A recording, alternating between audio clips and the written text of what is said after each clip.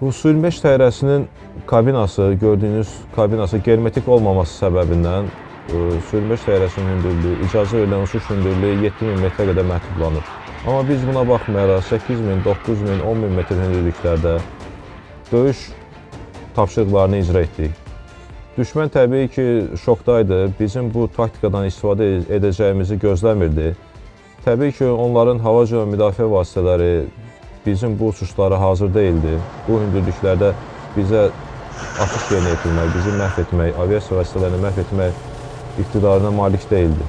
7000 metrdən yuxarı hündürlüklərdə uçuşlar zamanı təyyarəçinin səhhətində bir çox problemlər baş verə bilər, xüsusilə də qulaqlarında. Təzyiq fərqi həddən artıq çox olur, sıradan bir insan orqanizmi buna dözməyə bilər. Düşmən bu fikrə gəlmişdi ki, onlara zərbə endirən Su-25 təyyarələri deyil, Türkiyəyə məxsus F-16 təyyarələri və s. belə bir fikirlər səsləndirilmişdi düşmən mediasında. Amma onlar öz radarlarında onlara zərbə endirilən təyyarənin uçuş hündürlüyünün 8000, 9000 və bəzən 10000 metr hündürlükdə olduğunu görürdü. Və təbii ki, bu hündürlükdə onlar düşünmürdü ki, bu təyyarələr Su-25 təyyarəsi ola bilər.